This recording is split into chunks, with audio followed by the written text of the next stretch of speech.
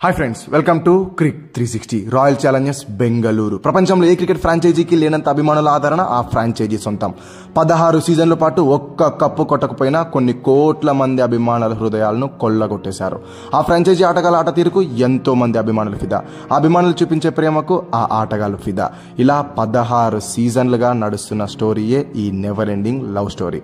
ఈ లవ్ స్టోరీలో కొత్త చాప్టరే ఐపీఎల్ సీజన్ 17 2024. లాస్ట్ సీజన్లో కూడా జస్ట్ ఒక్క మ్యాచ్ ఫలితం తారుమారు కావడంతో వాళ్ళు ప్లే ఆఫ్కి క్వాలిఫై కాలేక 6th స్పాట్లో ఫినిష్ అయ్యారు. సో ఈ వీడియోలో మనం ఏం చేయబోతున్నాము అంటే ఆర్సీబీ లాస్ట్ సీజన్లో ఏ మిస్టేక్స్ చేసింది, వాటిని రిపీట్ చేయకోకుండా వాటిని ఎలా సార్ట్అవుట్ చేసుకోవాలి, ఈ సీజన్లో ఎలా పర్ఫామ్ చేయాలి అనేది చూసి ఫైనల్గా కప్పు కొట్టే 11 కూడా చూసేద్దాం. సో వీడియో అయితే ఎండ్ వరకు చూసేయండి. ఫస్ట్ ఆఫ్ ఆల్ నేను చెప్పినట్టు లాస్ట్ సీజన్లో వాళ్ళైతే 6th స్పాట్లో ఫినిష్ చేశారు. ఓవరాల్గా 14 మ్యాచెస్ ఆడితే అందులో 7 మ్యాచ్లు గెలిచారు, 7 మ్యాచ్లు ఓడిపోయారు. గెలిచిన 7 మ్యాచెస్ ఎలా గెలిచారు అంటే 5 మ్యాచ్లు డిఫెండ్ చేసుకుంటూ గెలిస్తే 2 మ్యాచ్లు చేస్ చేస్తూ గెలిచారు. ఇక ఓడిపోయిన 7 మ్యాచ్లో 4 మ్యాచెస్ డిఫెండ్ చేసుకుంటూ ఓడిపోతే 3 మ్యాచెస్ చేస్ చేస్తూ ఓడిపోయారు. అంటే చేసింగ్ సంగతి పక్కన పెట్టేస్తే తక్కువ మ్యాచ్లు ఆడారు కాబట్టి డిఫెండింగ్లో 9 మ్యాచ్లు ఆడితే 5 మ్యాచ్లు అద్భుతంగా గెలిచారు, 4 మ్యాచ్లు అంతే దారుణంగా ఓడిపోయారు. ఎందుకు ఇలా అంటున్నానంటే లాస్ట్ ఇయర్ రాజస్థాన్ రాయల్స్ లాంటి టీం పైన వాళ్ళ పిచ్చుల్లోనే 112 పరుగుల తేడాతో ఒక మంచి విక్టరీ సొంతం చేసుకున్నారు. అది సరిపోదన్నట్టు లక్నో సూపర్ జైంట్స్ లాంటి స్ట్రాంగ్ బ్యాటింగ్ లైనప్ ఉన్న టీంపై 126 రన్స్ని డిఫెండ్ చేసుకుంటూ 8 రన్స్ తేడాతో విక్టరీ సొంతం చేసుకున్నారు. అండ్ ఆర్సీబీ బౌలింగ్ సత్తా ఏంటో చూపించారు. బట్ సీన్ కట్ చేస్తే ముంబై ఇండియన్స్ పైన 200 రన్స్ కొట్టినప్పటికీ దాన్ని డిఫెండ్ చేసుకోలేక 17 ఓవర్స్కే ఆ రన్స్ అన్ని లీక్ చేసి వాళ్ళైతే ఓడిపోయారు. అండ్ దాంతో పాటు గుజరాత్ టైటాన్స్ పైన కూడా అంతే, వాళ్ళు 197 కొట్టి కీలకమైన మ్యాచ్లో లాస్ట్ మ్యాచ్లో డిఫెండ్ చేసుకోలేక దాన్ని కూడా ఓడిపోయి వాళ్ళైతే ప్లే ఆఫ్కి క్వాలిఫై కాలేకపోయారు. ఓవరాల్ వాళ్ళు డిఫెండింగ్లో 4 టైమ్స్ ఓడిపోతే అందులో 3 సార్లు 185+ కొట్టినా కూడా డిఫెండ్ చేసుకోలేకపోయారు. ఒకసారి 200+ కొట్టినా కూడా డిఫెండ్ చేసుకోలేకపోయారు. అదే Lucknow super giants 212 runs defend చేసుకోలేకపోయారు. అంటే కాజ్ ఆఫ్ కన్సర్న్ ఏంటి, వాళ్ళ ప్రాబ్లం ఉన్నది ఏంటి, బౌలింగ్. మనందరికీ తెలిసిన విషయమే, లాస్ట్ ఇయర్ వాళ్ళ బౌలింగ్ అయితే అంత గొప్పగా లేదు. సో ఈ బౌలింగ్ యొక్క సమస్యని తర్వాత సార్ట్అవుట్ చేద్దాం. అంతకన్నా ముందు బ్యాటింగ్ లైనప్లో ఒక చిన్న ప్రాబ్లం ఉంది భయ్. ఆ చిన్న ప్రాబ్లం ఒక సార్ట్అవుట్ చేసి దాని తర్వాత కావాలంటే బౌలింగ్ ప్రాబ్లం సార్ట్అవుట్ చేద్దాం. బ్యాటింగ్లో ప్రాబ్లం ఏంటి అంటే మనందరికీ తెలిసింది ఎక్కువ కేజీఎఫ్ పైన రిలే అవుతూ ఉంటారు. Kohli, Glenn Maxwell, Faf du Plessis. Majority of the runs అన్ని వీళ్ళు ముగ్గురే స్కోర్ చేస్తూ ఉంటారు. ఇంకొక లాస్ట్ ఇయర్ డీకే కూడా అంత మంచి ఫామ్లో లేడు. అండ్ దాంతోపాటు 10 దాకా కూడా ఇంజురీ కన్సర్న్స్ ఉన్నాయి. సో ఇలా చాలా ప్రాబ్లమ్స్ వల్ల లాస్ట్ ఇయర్ మిడిల్ ఆర్డర్ చాలా వీక్గా ఉండింది. అందుకని ఎప్పుడైతే 10 ఓవర్స్ లోపు కేజీఎఫ్ గిన పెవిలియన్ చేరిపోతే 3 వికెట్లు పడిపోతే ఇక మిగతా టీంలు సంబరాలు మొదలు పెట్టేశారు, మ్యాచ్ గెలిచేసామన్నట్టు.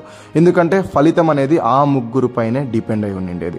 ఒకసారి ఆలోచించండి, ఈ సీజన్లో కూడా వాళ్ళు ముగ్గురే టాప్ 3గా ఉండి వాళ్ళు ముగ్గురే త్వరగా అవుట్ అయిపోతే ఈసారి కూడా లాస్ట్ ఇయర్ రిపీట్ అయిన సమస్య రిపీట్ అవుతుంది.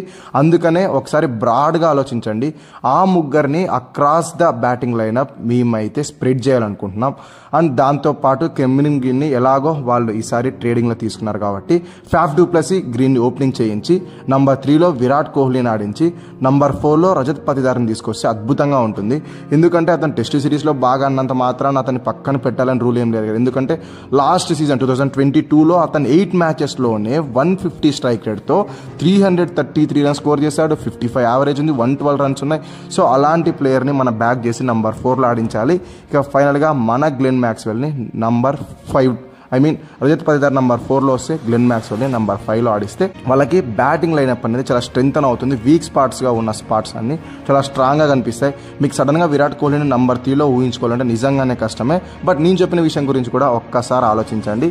విరాట్ కోహ్లీ నంబర్ 3లో వస్తే మనకి ఆ భరోసా అనేది ఉంటుంది. మన ఇండియన్ టీంకి ఇన్నేళ్ల పాటు ఎలాంటి భరోసా అందించాడు, వికెట్ల పతనాన్ని అడ్డుకుంటూ చాలా సార్లు మనకైతే విక్టరీస్ అందించాడు. సేమ్ ఆర్సీబీకి కూడా విరాట్ కోహ్లీ నంబర్ 3లో వస్తే తప్పకుండా యూజ్ అవుతుంది. ఓపెనర్గా కెమ్రిన్ గ్రీన్ కూడా నాట్ బ్యాడ్. ఎందుకంటే మన పిచ్లోనే 2022లో ఆస్ట్రేలియా ఇండియాకి వచ్చినప్పుడు 3 T20లో ఓపెనర్గా వచ్చి 2 సార్లు 60+ స్కోర్ చేశాడు, ఒకసారి 40+ స్కోర్ చేశాడు. మంచి ఫామ్లో ఉన్నాడు. సో అలాంటి ప్లేయర్ని ఓపెనింగ్గా తీసుకొస్తే మనకి కలిసి వస్తుంది. సో అందుకనే విరాట్ కోహ్లీని నంబర్ 3లో ఆడించి గ్లెన్ మ్యాక్స్వెల్ని నంబర్ 5లో ఆడిస్తున్నాం. దానివల్ల ఈ బ్యాటింగ్ ప్రాబ్లం సార్ట్అవుట్ అయిపోతుంది అనుకుంటున్నాం. మీరేమనుకుంటున్నారో దాని గురించి తప్పకుండా కింద కామెంట్లో తెలియజేయండి. మీరు ఏకీభవించాలని లేదు, బట్ ఒక్కసారి ఆలోచించండి.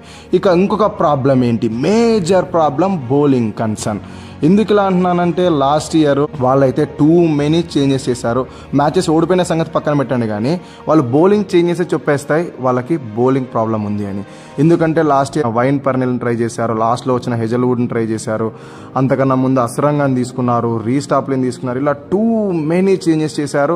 లాస్ట్ ఇది సీజన్ ఎండ్ అవుతున్న టైంలో ఎవరో హిమాంశు శర్మ అంట అలాంటి ఒక యంగ్స్టర్ కూడా ట్రై చేశారంటే మీడియా అర్థం చేసుకోండి, వాళ్ళ దగ్గర ఉన్న రీసోర్సెస్ అన్ని డ్రైన్ అయిపోయి కొత్త రీసోర్సెస్ కోసం ట్రై చేశారు. కాబట్టి ఈసారి వాళ్ళ బౌలింగ్ అటాక్ మొత్తం ప్రక్షాళన గావించి కొంతమంది కొత్త బౌలర్లను అయితే ఇంక్లూడ్ చేసుకున్నారు. సో వాళ్ళతో కలిపి మనం మొత్తం 2 కాంబినేషన్స్ ఇద్దాం. 2 కాంబినేషన్స్ ఎందుకు ఇవ్వాలనుకుంటున్నానంటే ఆర్సీబీ దగ్గర ఏ సిచ్యువేషన్లో అయినా బౌలింగ్ చేసే బౌలర్లు చాలా తక్కువ మంది ఉన్నారు. కాబట్టి అకార్డింగ్ టు సిచ్యువేషన్స్ వాళ్ళైతే 2 కాంబినేషన్స్తో వెళ్ళాలి. అందులో ఫస్ట్ కాంబినేషన్ 1 చూద్దాం. కాంబినేషన్ 1 ఏంటి అంటే వాళ్ళ ఫ్రంట్ లైన్ పేసర్స్గా obviously Mohammed Siraj and Alzarri Joseph ఉంటారు. ఒకవేళ అల్జారీ జోసెఫ్ ఏమైనా ఫెయిల్ అయితే అప్పుడు లాకీ ఫెర్గ్యూసన్ ప్లేలోకి వస్తాడు.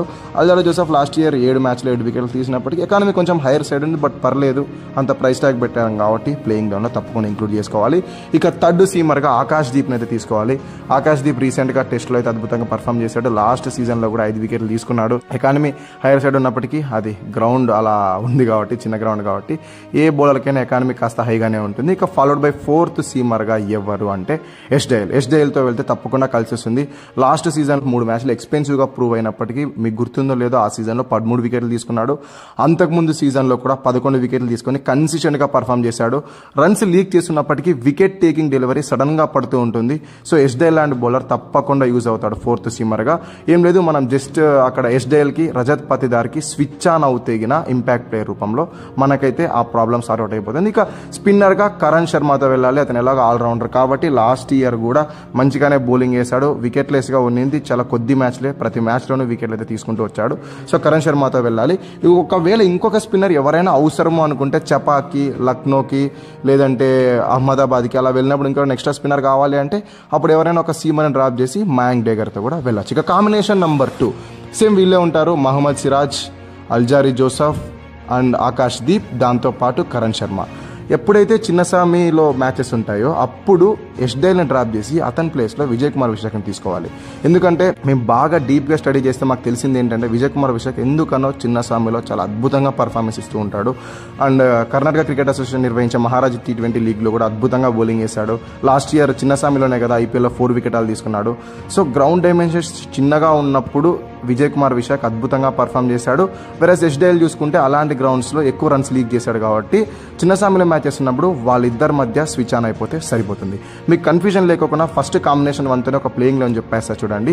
ఓపెనర్స్గా Faf du Plessis, Cameron Green, followed by king Kohli. Number 4లో రజత్ పతిదార్, నంబర్ 5లో గ్లెన్ మ్యాక్స్వెల్, నంబర్ 6లో మహిపాల్ లోమ్రూల్, నంబర్ 7లో దినేష్ కార్తిక్, నంబర్ 8లో కరణ్ శర్మ, నంబర్ 9లో ఆకాష్ దీప్, నంబర్ 10లో అల్జారీ జోసెఫ్ అండ్ ఫైనల్గా మహమ్మద్ సిరాజ్. ఇక ఇంపాక్ట్ ప్లేయర్ వచ్చేసి ఎస్డైల్. చెప్పా కదా, ఎస్డైల్కి రజత్ పతిదార్కి స్విచ్ అయిపోతే సరిపోతుంది. ఇక అకార్డింగ్ టు ది సిచ్యువేషన్స్ ఎలా చేంజెస్ చేసుకోవాలో అవి కూడా ముందుగానే చెప్పేసా. బౌలింగ్ రీసోర్సెస్ కూడా చాలానే ఉంటాయి అక్కడ. మనకి ఇంకా ఎక్స్ట్రా ఆల్రౌండర్స్ కూడా ఉంటారు. మ్యాక్స్వెల్ స్పిన్ వేయగలడు, మహిపాల్ లోమ్రూల్ స్పిన్ వేయగలడు, ఇక కెమెరన్ గ్రీన్ కూడా పేస్ బౌలరే. సో మనకి బౌలింగ్ ఆప్షన్స్ దగ్గర 7-8 క్రియేట్ అవుతాయి కాబట్టి తప్పకుండా ఈసారి ఆర్సీబీ కాస్త స్ట్రాంగ్గానే కనిపిస్తుంది. మీరేమనుకుంటున్నారు, ఈసారి ఆర్సీబీ కప్పు కొడుతుందంటారా? కింద కామెంట్లో తెలియజేయండి. అన్నట్టు మా ఎనాలిసిస్ నచ్చితే వీడియోని లైక్ చేసి ఛానల్ని మటుకు సబ్స్క్రైబ్ చేసుకోవడం మర్చిపోకండి. జెన్యూన్గా అడుగుతున్నా, నిజంగా నచ్చితే మటుకు దయచేసి సబ్స్క్రైబ్ చేసుకోండి. Thank you so much for watching this video.